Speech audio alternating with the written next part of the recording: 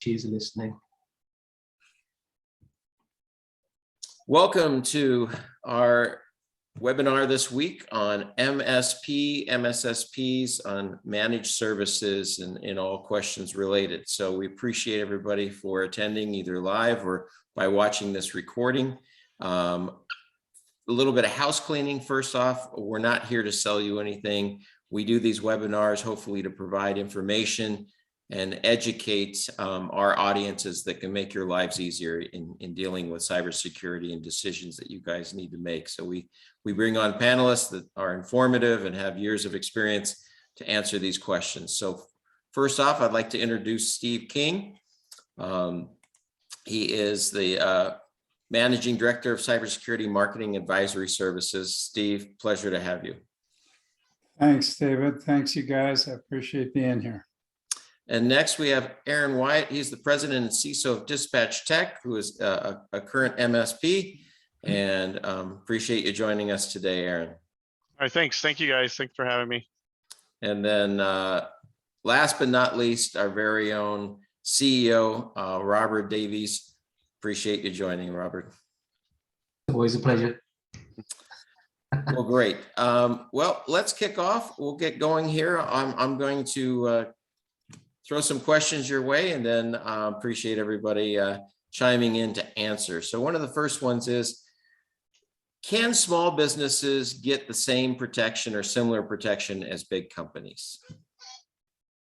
Who would like to take that first? Robert? Yeah, sure. I'll take a go. So the size question, big companies we're assuming have more revenue and perhaps more disposable money to spend on things like cybersecurity. So let's make that assumption. So the bigger the company, you know, they've just got more options. They can choose to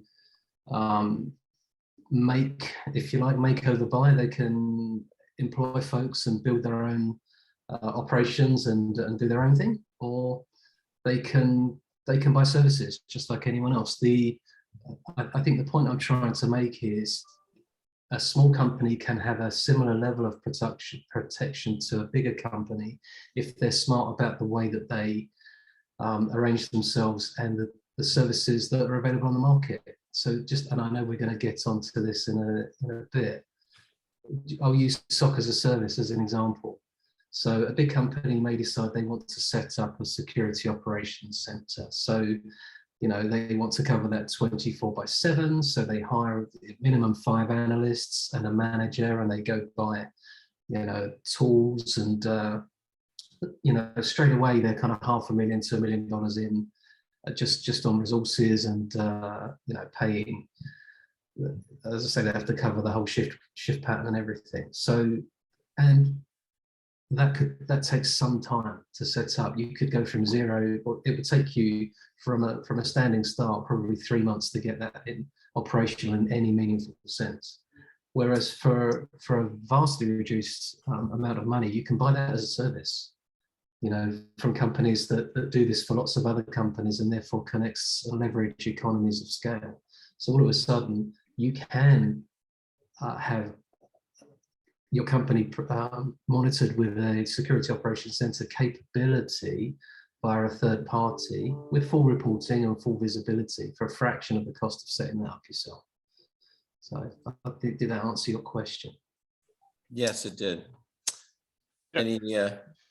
I could add a little to that. You know, when you take a big company, I mean, there are other expenses you have because you have a lot more employees to manage and handle and policies, and then having a smaller company, sometimes it could actually be a little bit easier to work with if you get everyone on board and have them, you know, working with the right teams, having a SOC in place like you guys, and having you know, better, you know, deny all policies in place. Trust only network. It's a little easier to scope out sometimes with a smaller company than it is bigger. So you can definitely do it with a smaller company. Appreciate your answers. Unless you had a different question, David, coming up, I'd like to jump on that one as well. Please do. So I believe, and I've been doing this for 23 years now, doing this meeting. I've been running, starting, and exiting managed security services companies and managed detection and response companies, and starting out with a pure MSP. And then as a industry analyst and as an observer, I've been able to get a unique sort of purview into that whole world subsequent to my last startup. And it's gotten to the point now where there's like small to medium, but small companies whose businesses are wrapped up in, you know, manufacturing or widget distribution or sales or whatever they happen to be, but they're not anything about cyber security. To JP Morgan Chases of the world, who can actually have a fully functional, fully funded P&L based cybersecurity division. I spent 6 years running one of those for Wells Fargo Bank's global retail banking organization. So we were a profit center and we were treated like a profit center. And the reason why that gap exists is because there's a threshold at which a small business starts to learn to do, quote, do cybersecurity.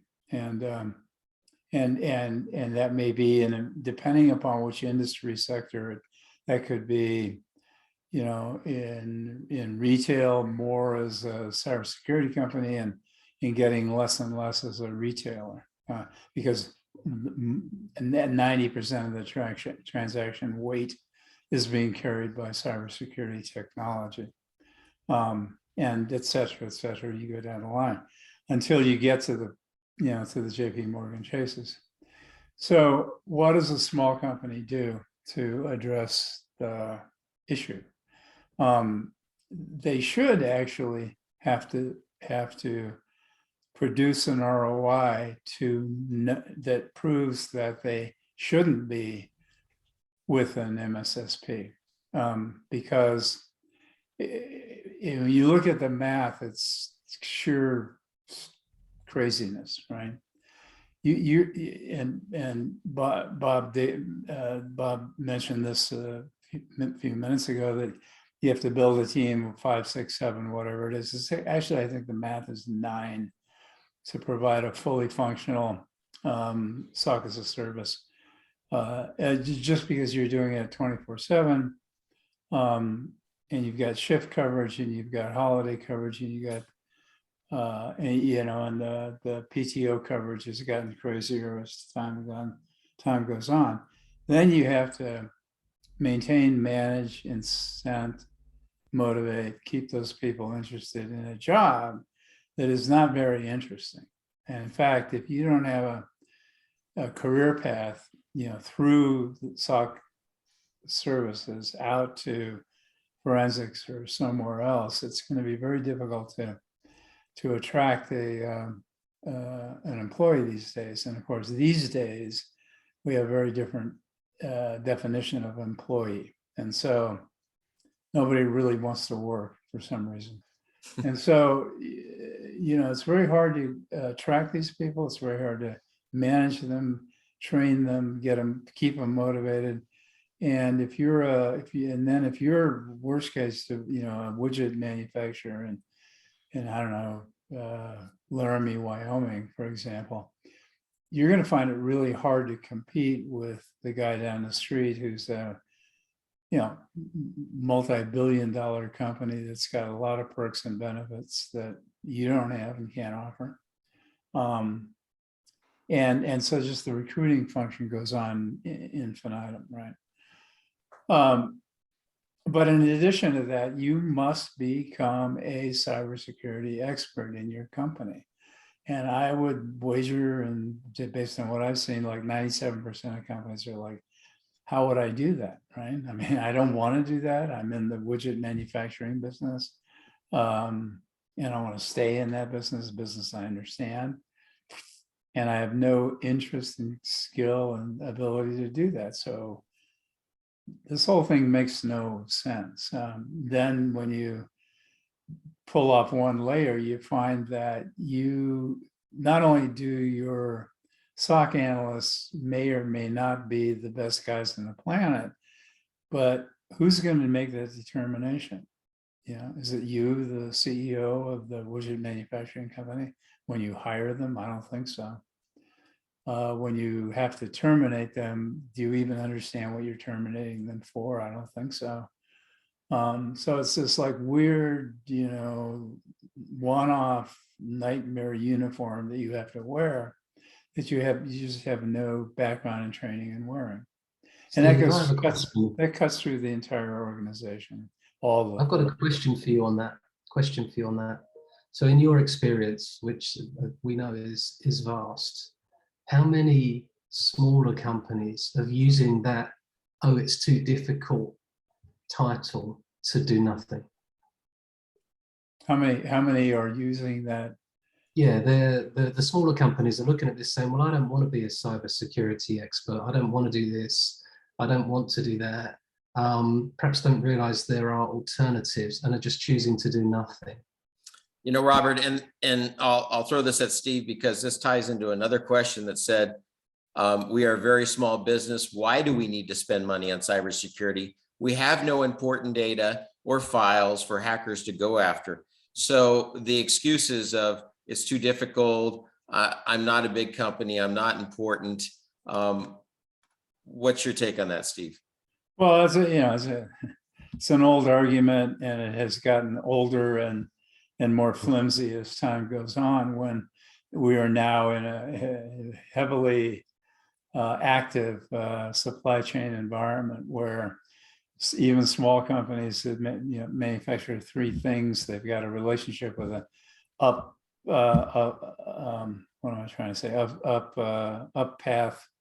path, third-party consumer side of that, and they also take in component parts from the feeder side, and so they're connected with at least two, one up, one down, and then most often, multiples of two. So and then God knows what, it's got, ever since SolarWinds, we've gotten to the point where we have all sort of thrown up our hands and said, you know what, we're really not very good at this, so I went out and I hired a SolarWinds sort of expert in being able to detect and diagnose the presence or absence of that kind of malware as best I can. And by the way, there's actually no way to detect that kind of malware unless unless that threat was built into the source code, and unless we have some sort of bill of material, the so-called SBOM software bill of material. It's going to identify all the stuff that's in the source code. So now you or whoever your proxy is, the vendor side, is going to file a report. It's going to be public. You'll be able to read it. Then you got to figure out what it actually means. And then, given the SolarWinds event, which was, discovered only through a one-time sort of quirk as the code was being compiled, which never would have shown up in an SBOM ahead of that. So you've got malware being compiled into object code and being distributed out through the whole network that hangs off of SolarWinds. That who would have known that? No one knows today what the extent of that damage is, et cetera, et cetera. So the only reason I'm sort of dwelling on that is because the complexity of the threats have now kind of crossed onto a different path, and to say that we weren't capable earlier is just sort of magnifies that by the new threats that are active in the marketplace. So net, it's very tough to hire, recruit, retain, maintain, motivate folks that know anything about cybersecurity.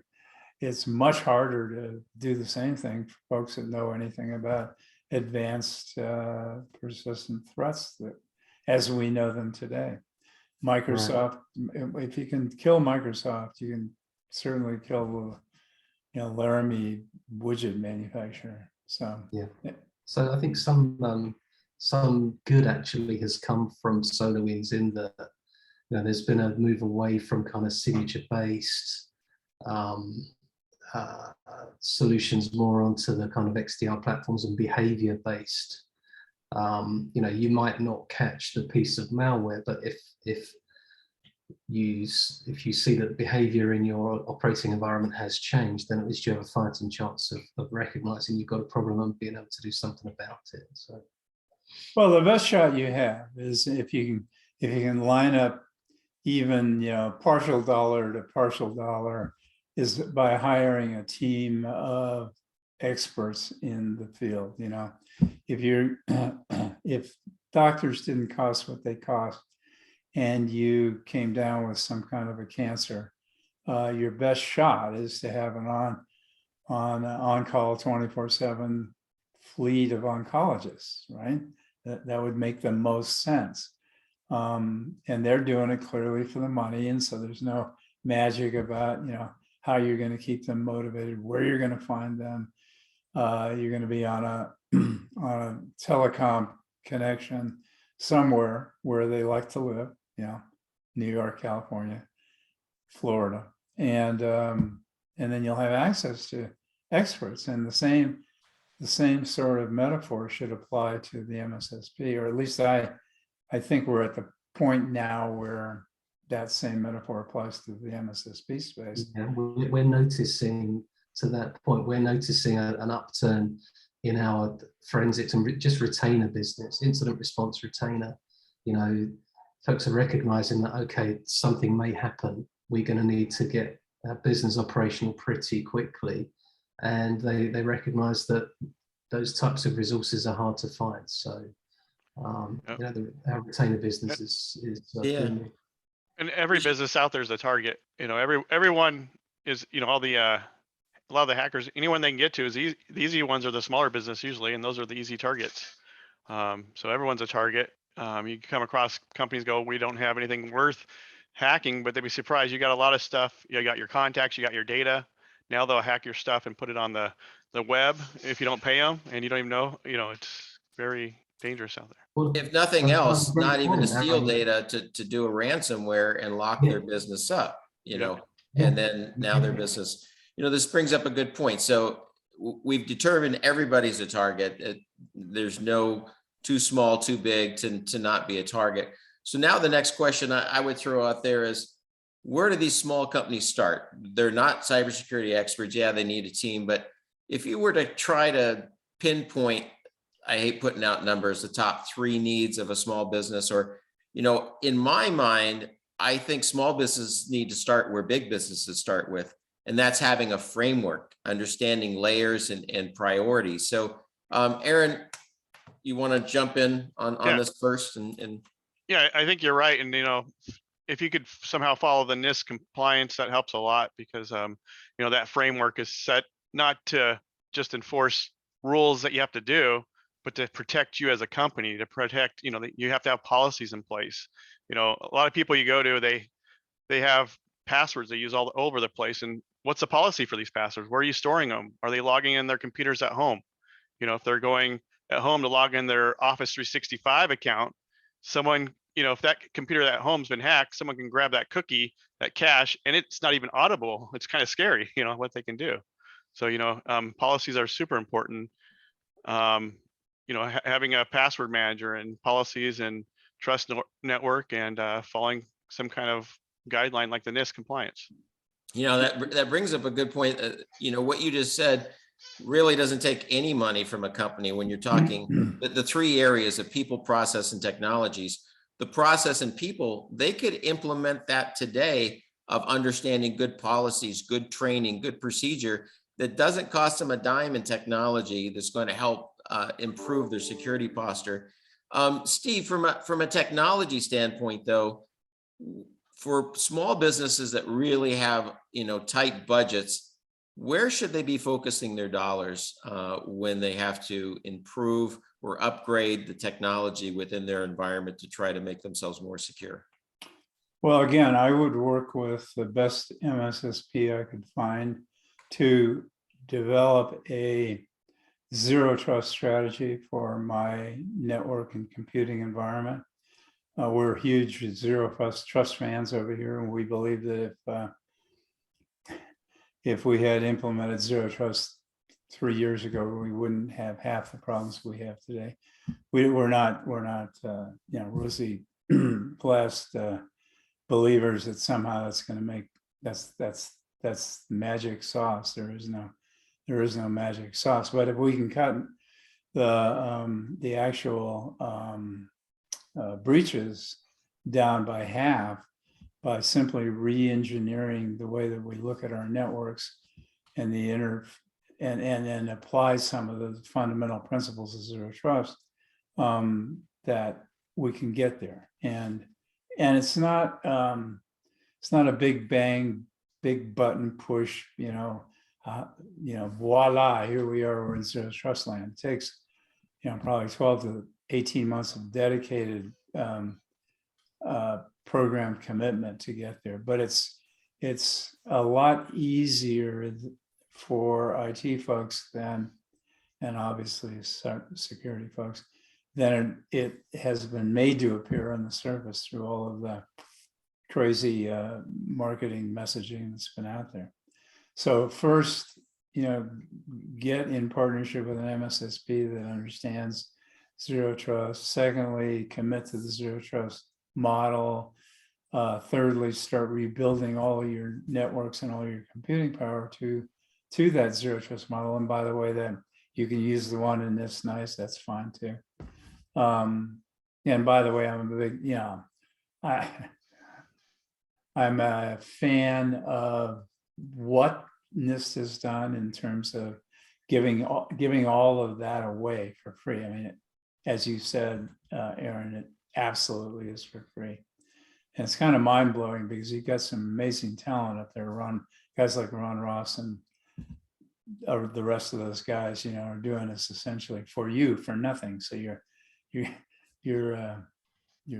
paying what would normally be, $300 an hour consulting fees, but you're not. And then once you get that installed, you hand over the keys to the bus to the MSSP, and off they go. And you might as well bite the bullet now because, as you said, David, we've entered a different era in the small to medium business world. And anybody that still thinks after the last 3 years that there's nothing for bad guys to steal from them, has to be on some sort of medication that they should recheck.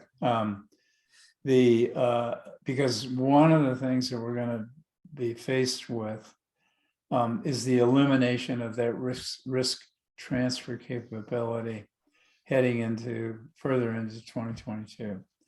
We're very close with a lot of big insurers and medium underwriters, and they have said, hey, we ain't taking that risk transfer over anymore. There's no number, right? It's not like, well, come on, what would you? It doesn't work that way. So they've proven to themselves that they don't have sufficient actuarial data to handle a $5, $10, $15 million ransomware payout. And that the federal government's obviously not stepping in and doing anything about it. They're talking about it, but they're not doing anything about it. And so there's no place to transfer that risk. So it comes right back to the owner of the business. And so where's the owner of the business going to pick up 5, 10, 15 million? Not from their property and casualty policies. That is for sure. And now now we've engaged in the, whatever you want to call this, international intrigue between countries that don't like each other, and the act of war it's going to be the first knee-jerk reaction on behalf of people that are parts of large towers now, and those large towers are insuring big companies, including their own selves. always cracks me up when you look at the $40 million payout that was it ACN had to make on behalf of its shareholders to get the keys back to the data unlock for their ransomware hit, and they are an insurance company who underwrites, that kind of coverage. So that's changing. We've seen how the threats have changed, and a lot of cynics are running around the web yammering on about how, stop calling these people sophisticated. It's just normal. It's not normal stuff. It's much different than normal stuff. And it is sophisticated. And if I know 10 people that know how to work their way through all of that sophistication, I'd be shocked, actually. So, these are people that I work with all day long, every day. And they're always amazed at what turned up this morning. So, well, Robert, do you have anything to add to that? Yes. Yeah, I think I just wanted to go back a little bit to the question about how I don't have any data worth stealing. Well, that's really not the point. That if they can't find any data worth stealing, then they will you'll be infected with ransomware, and assuming your company's profitable and you'd like to keep it that way, there will be a fine or a ransom payment to get, as Steve said, the keys back to the organization. So it's not just about the value of the data, although we do hear a lot of that. But to the point, I think just to summarize pretty much what everybody said, I think it starts with understanding where you're at. We're talking about the top three things. So relative to what? If I need to understand where I'm at in the context of the protection of my company before I can even decide what I'm going to do. But I think from there, I think you said people, process, and technology in that order. All right. There's a phrase that says people are your first line of defense and probably your weakest link. So, if you've got a limited budget, train your people not to click on those links from websites and email addresses. But I'm going to get a free iPad, Robert. I'm getting a new iPhone, the iPhone 13. They're giving it to me for free. They promised. The scariest one out there right now is the Microsoft one. Your password's going to expire. Oh yeah. It looks legit. You click on it, they start putting your passwords in. Yeah, you got to train these people right away, because that's a scary one. For sure, and that's probably the easiest thing to do. The problem with that one is, though, it's not a once and done. You have to keep hammering that now, right? So, but that doesn't cost you anything in the way of technology necessarily. It's just good training hygiene, really.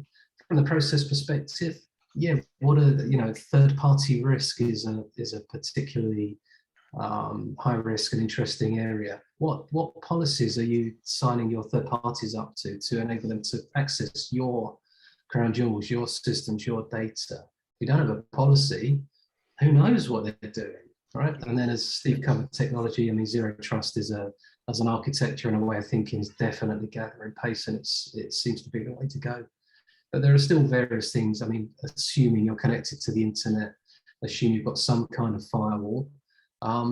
Is it configured properly? Did the last person that left it put in a rule that says it doesn't matter what rules are on the firewall, it will allow anything anyway. It could be any.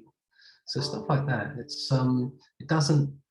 We get that it can be confusing. We get it looks a bit scary, but that's no reason not to ask the question. And any friendly MSSP, and other MSSPs are available for a chat. We'll gladly offer you a couple of hours of free consultation just to chat about your worries and give you a grown up and joined up point of view on what perhaps you should do next. It doesn't have to cost the earth, but doing nothing, I think, is no longer, even if it was ever, the right thing to do. Right. And, it just, what you gentlemen said just kind of rings true to me, that several things. One, have a plan or have an approach to it. Secondly, as Steve reiterated, this doesn't happen overnight. So it is a long-term process, a long game. It's a cultural change where once you adopt the mindset that cybersecurity has to be part of my life, both business and personal. And it's something that I'm always going to have to cultivate, always going to have to groom and adjust to, because the world is always changing. Hacking techniques are always changing. So we always have to address that. I wanted to point out a question here on, and I'll throw this one to Aaron first. For those listening, Aaron, what is the real difference between an MSP and an MSSP? Because I think sometimes people get confused, and I think there's real lanes there that people need to understand that each company stays in and have mastered skills around. David, No. sometimes MSPs get confused as well. I'm just going to throw that one out. Yeah, no, that's a great question. Well, you got your MSP, a lot of companies, the owners, they hire like an MSP to service their computers, and they'll just assume that MSP is securing their network and doing everything else. An MSP's job is really to back up your data, make sure the patches are going up, everything's getting patched, and, help password resets. Those are a few of the functions. And an MSSP is going to, really work and focus on the security side of things, and they should definitely, be working together, because if they're not, things don't work right.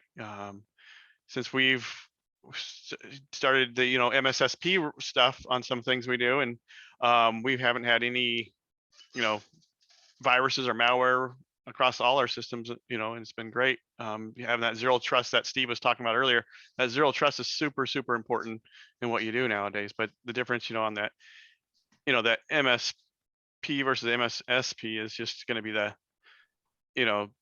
people are assuming that they're the same, and they're not. They're way two different functions, two different types of companies. One's focused on security, and one's focused on just making the customer happy and trying to get things The network, focused Yeah. on the network, the Yeah. server being up, the desktop being up, the I would router, the say- connection being up. Well, It's you more mentioned, than Aaron, one. you dropped in something, a point that's actually very interesting as well. You said one group is customer centric, the other is more, job or network centric, and I bet you if you queried, all of the people that have to work day in, day out with the IT folks at an MSSP managed shop versus a self-managed shop, God forbid, that the folks in the self-managed shop would tell you that, could they please not have Aaron come back down here again, right? Today, like he did last Monday when he was losing his mind. The folks in the service side of this business who are operating independently and paid on a monthly, yearly, whatever contract, are very conscious of who their customer is. They're not just a peer, Aaron and Dolores aren't just peers anymore, Dolores runs data entry, and Aaron runs, tech support, right? And they hate each other because, Aaron is always telling Dolores to do things that she doesn't have time to do, she's not paid to do, she's not paid to understand, yada, yada, yada.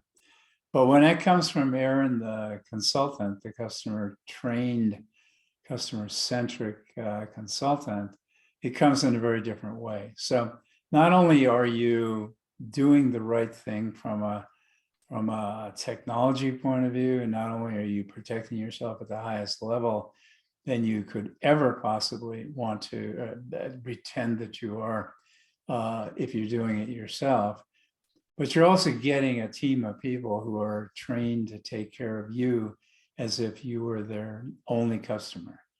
And that makes all the difference in the world. And if that were the only reason, that would be enough of a reason to do it.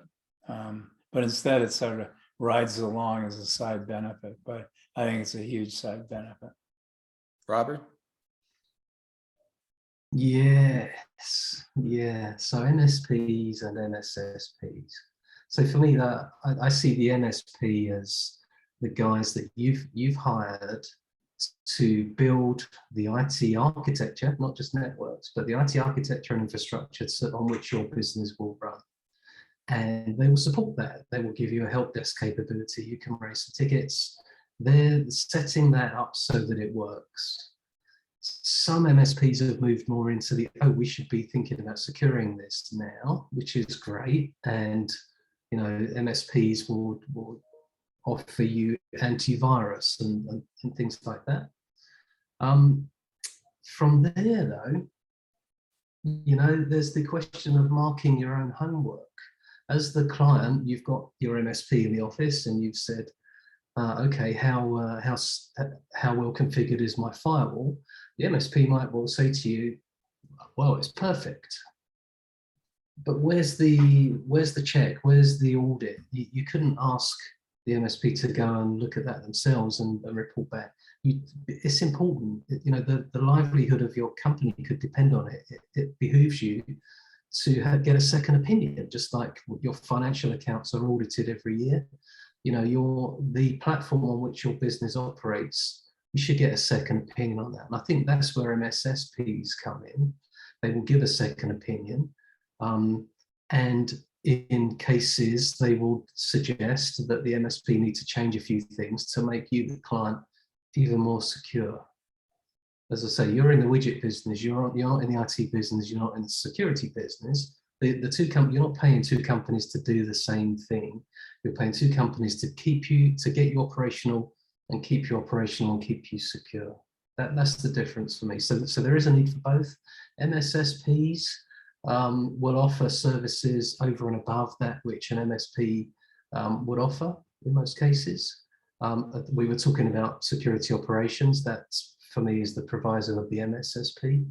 But I think a joined up conversation with you, the client, your MSP and your MSSP in the same room, you can come to consensus on what that relationship looks like and how you're going to take that forwards in a way that benefits the client. That's the most important thing. Yeah, and you know, working with MSP or MSSPs that have partnerships, I think is important because, you know, those two organizations having a relationship and knowing each other is only going to benefit the client much better than two separate companies that never talk. They really need to talk because it's a joint venture. And, you know, from an MSSP standpoint, we're not in there to try to say, oh, MSP, look how you did all these things wrong. We're there to come alongside and say, let's help your customer operate securely, safely, efficiently, so they can be about their business. And we're taking both of our expertise and in the best interest of the client and putting the best foot forward. Exactly. All right, well, let's, well, speaking of that communication, Robert, let me throw that out. One of the questions in here in Slido was, why should an MSP and an MSP communicate? You know, we see instances where the communication is broken, and it makes for a very awkward, it makes for a very frustrated customer. You know, so there's no earthly reason why that should happen. But because, if you like, I see the MSSP almost as the trusted advisor of the MSP when it comes to matters of cybersecurity. You know, the MSP organically has started from companies that build networks and servers and those types of things. And then, you know, IT security or cybersecurity came along, and it is different. And I think from experience, some of the MSPs that we work haven't recognized, and they actually don't really understand what we do. That's where the communication is important, because it's not just for us to, if you like, advise and educate the client, but in some cases we work with the MSP just to make sure there is a shared understanding, clear delineation of responsibilities. Just I mentioned it before, it's all for the benefit of the client.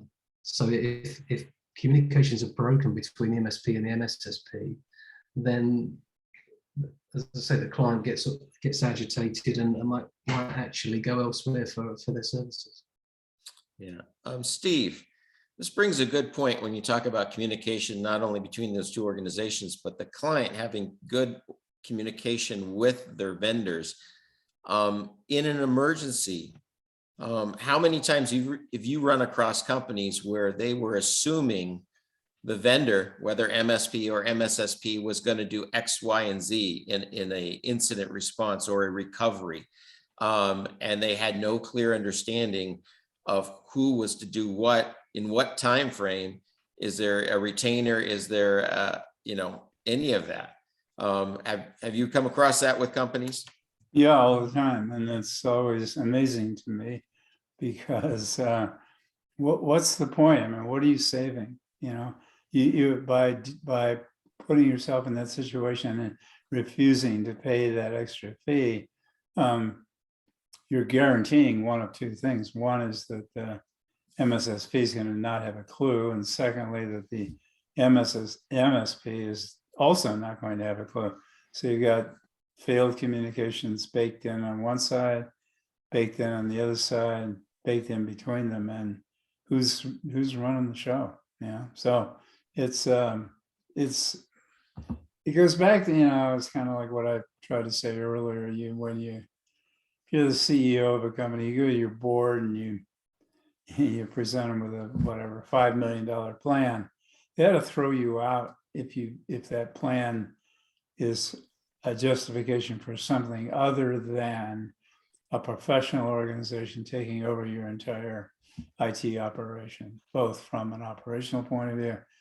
Again, there's not one thing on that list that you should want to do yourself.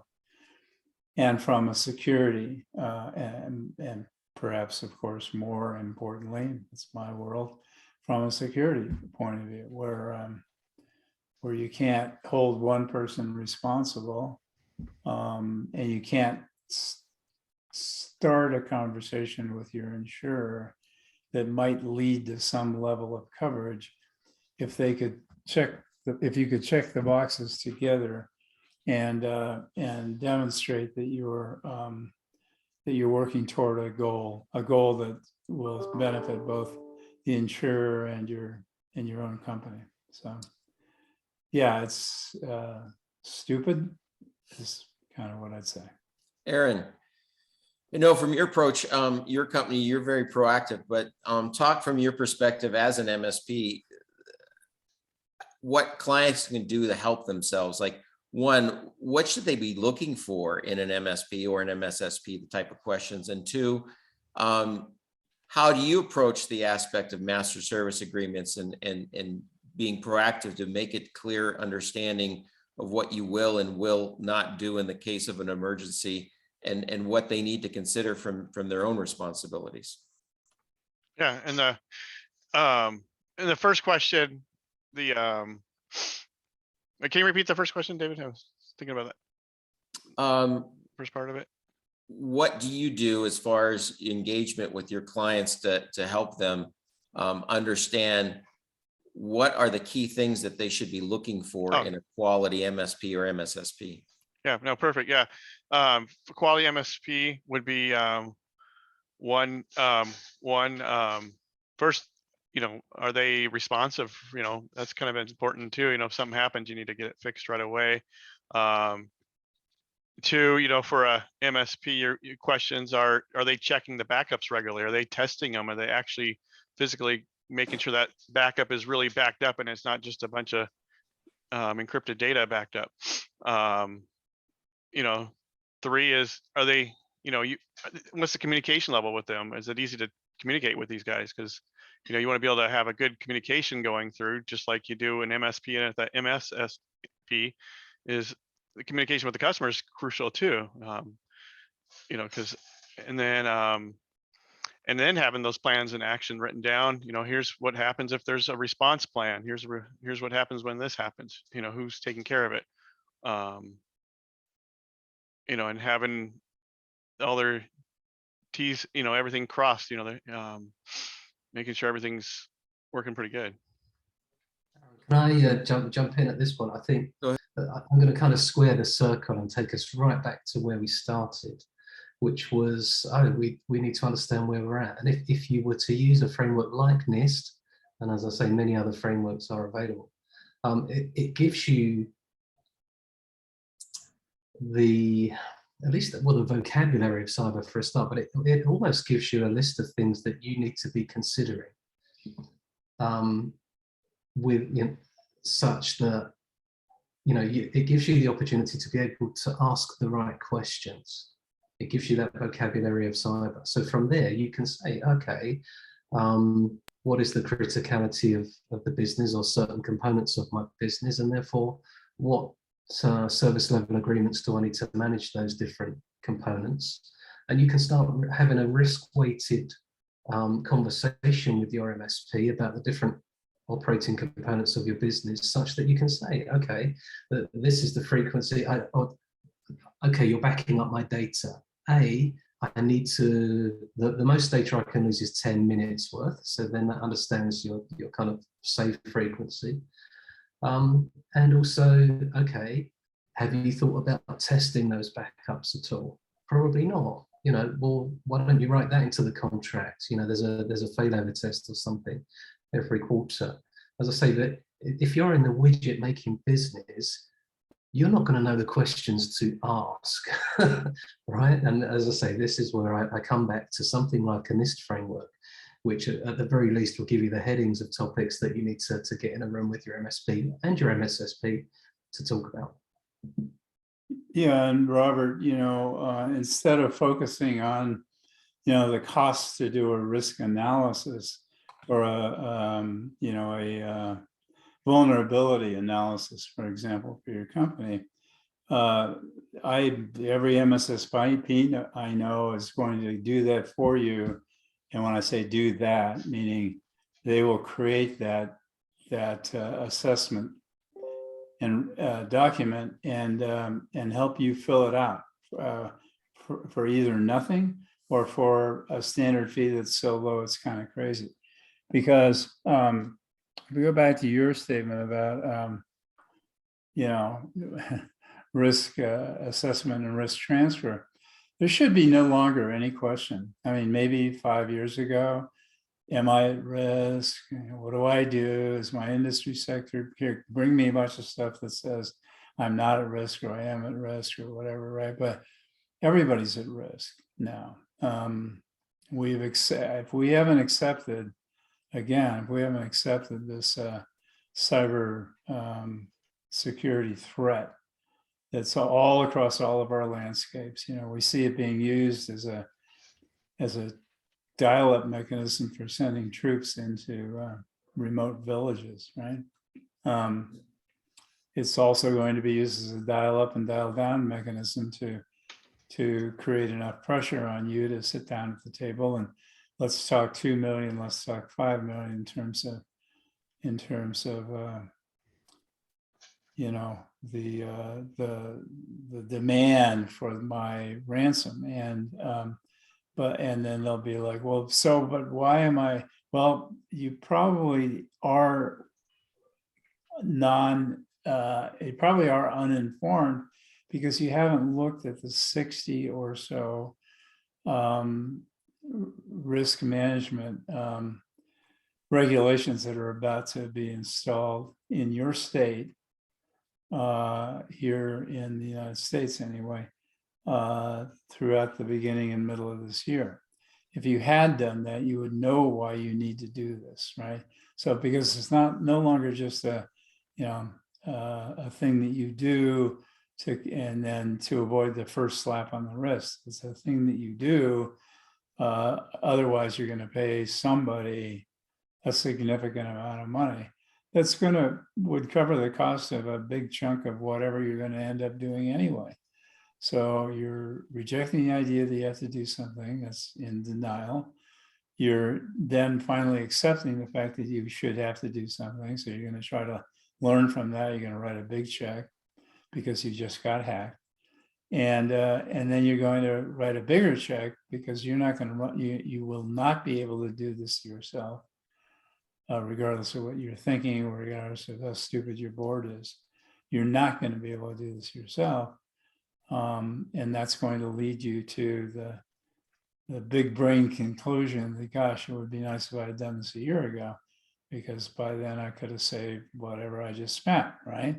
I mean, honest to God, it's, it's like talking to kindergartners at this point, just because, and I think, you know, if you're in a trench long enough and enough people pass you by and they go through the same process, you keep warning them, sorry, as they go past you and they continue to ignore you. And finally, one day they come straggling back through and they're like, by gosh, you were right, and wish I'd listened. And what can I do now? And what you can do now is call some of the folks at this table or other folks that I know tons of and sign them up. You know, it's time to start moving here. But we've been saying the same thing for so long. It's maybe I wake up every day, I'm stunned that we're still saying it. Yeah. Steve, if I may, can I segue into CMMC just for a second?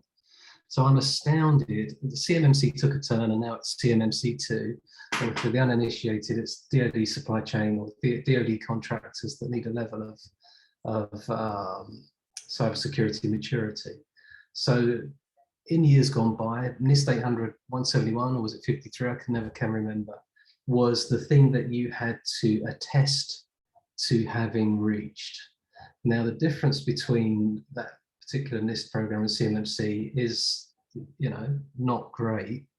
The amount of, well, from what I see, the amount of concern about the cost of CMMC2, when in fact, all of those guys have already signed up to the fact that they're most of the way there already because they're tested to be in NIST compliant. So I don't know, it just maybe I'm skeptical, but to my mind, it looks like perhaps there was some economies with the truth with some of those previous attestations.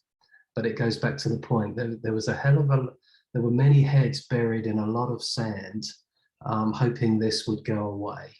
And it's not only has it not gone away, but with current events in Russia and the Ukraine, I don't know about you, Steve, but we've noticed a spike in activity in our world, and Sure. that can only mean one thing: it's going to get, it's going to accelerate. So your risk profile, you need to be even more worried, I guess, is my point. And I think we were going to get to that question, but yes, it does make a difference. And yeah, we need to be taking our heads out of the sand, and just at the very least, have a conversation with a company that knows this stuff.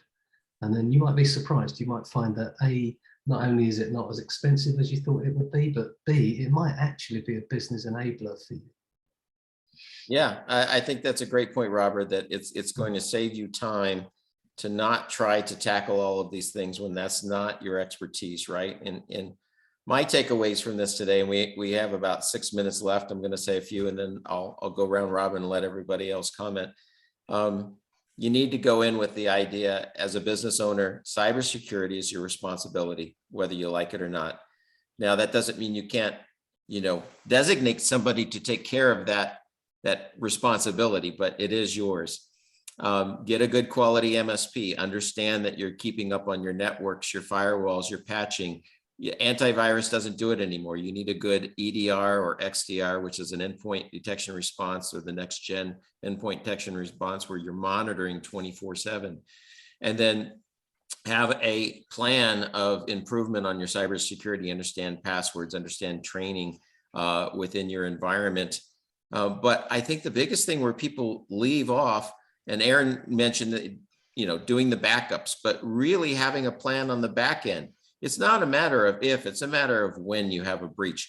Do you know who to contact when that breach happens, both from your MSP or your MSSP? Do you have a plan of recovery? Do you know how long that recovery is going to take? Have you put together a disaster recovery plan or a business continuity plan?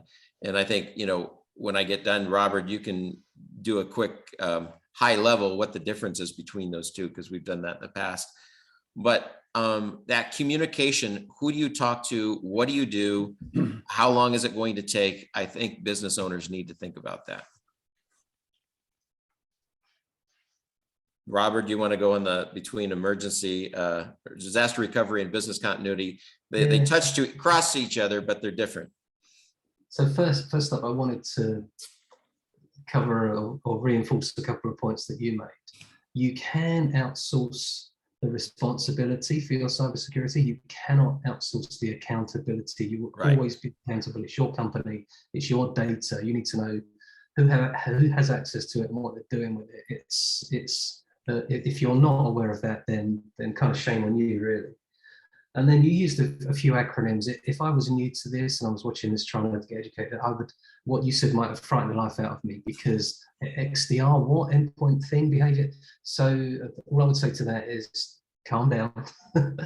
Give us a call. As I say, other MSSPs are available, and just we'll walk you through that in a way that you'll be reassured and enlightened. That's what we do, and that's for free.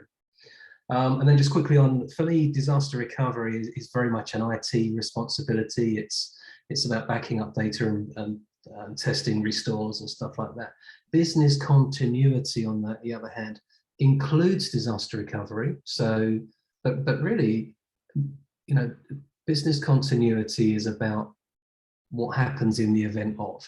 So if you lose access to your data, how do you run your business? And that doesn't necessarily just mean losing your data center. It could be an earthquake, it could be an act of God, whatever that might be.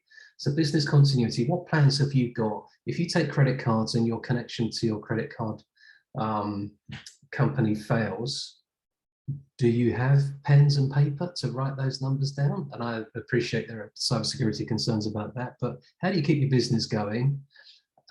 Disaster recovery tends to be the proviso of your CIO to make sure that their systems are redundant and highly available and all of those things. But business continuity more is the responsibility of a combination of the chief risk officer and the CEO, CFO. How do we keep this stuff moving? Thanks. Aaron? Yeah, first, if people don't get anything out of this, one, backups, passwords, very important.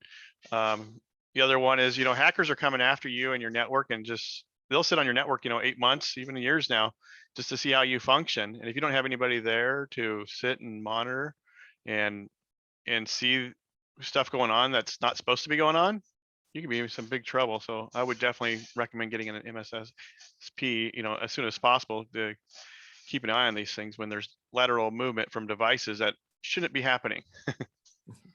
Thanks, Aaron. Steve, some last words from you?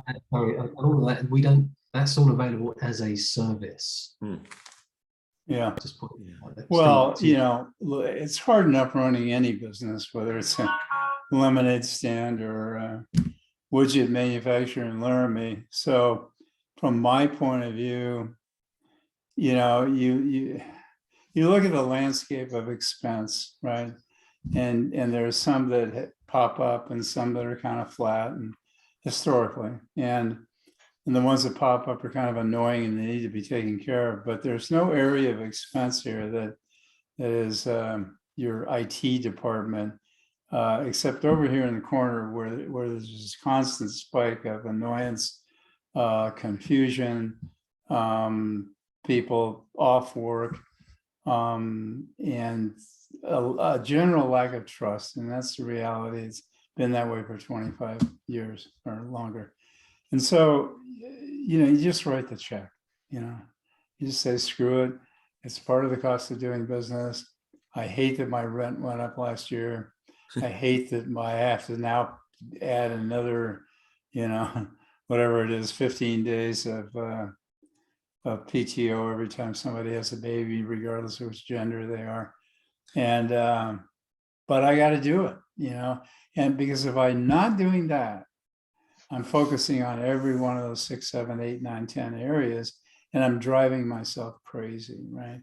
So it's hard enough, going to the board every month and every quarter. It's hard enough, working with the auditors to make things look not quite so bad, in terms of revenue and bookings and billings and so forth, and costs. And so I'm constantly in this mode of, am I manufacturing cool stuff for people? Do I have this great retail company? Or am I this crazy auditor, accountant, bookkeeper,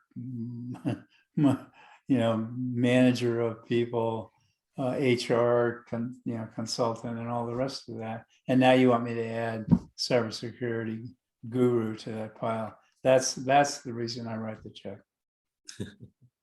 Thank you, Steve. Thank you, Aaron. Robert, last words for this today? Yeah, for sure, Steve. Thank you. Yes, it's one of the costs of doing business. You can do it yourself. Why would you want to? Yeah, absolutely great point. Aaron, thank you, sir. Just some great detail on the kind of MSP side of the house. Really appreciate that. David, thank you for bringing this together and keeping us to time, and also stitching us together with some really good questions. And for anyone that contributed to those, then I thank you for that as well. We do this every time. One more thing, Robert, if I could, if anybody wants to, anybody meaning you guys or your customers want to hear the real Zero Trust story and get an overview of that in an hour, and then grok it in their mind as to how I go about implementing such a thing, we're happy to join you guys in a session that does just that. And when I say we, 3 of those people I would bring with me or work with us on our Cyber Theory Institute to push that message along. And they're the 3 founders. You go back 20 years at Forrester, and Right. John Kinderbug is the real father of Zero Trust. So Okay. he's been at it for a long time. And Thank you, Steve. We will take you up on that, because I think if anyone hasn't heard of Zero Trust to date, then mark this date in your calendar, because it's going to get very big and very hairy in your face pretty soon. I think so, yeah. Yeah. So that'd be great. We'll take you up on that. If we'll look at the format of that, but for sure we'll take a conversation with you guys, and we'll figure out a way to get that message out to our followers. So thank you for that. Sure. Yes, thank you guys. I think we're just a little over, so I think we need to stop now and let people go back to their day. Very much appreciate everyone joining. This will be available on YouTube in a day or two, along with all of our other videos. And yeah, no sales pitch, but do give us a call if you've got any questions, and we'll gladly chat with you for free. No, it's that first conversation. With our aim here is to educate and spread the message and spread the word that this stuff is important, and it's not going to go away. So thank you, everyone. Much appreciated. Enjoy the rest of your day and weekend. Thanks. Real pleasure, and see you soon. Thank you. Thank you, everybody. And make sure to follow us on YouTube. We're always doing new webinars every 3 weeks. So take care. Yeah. Yeah.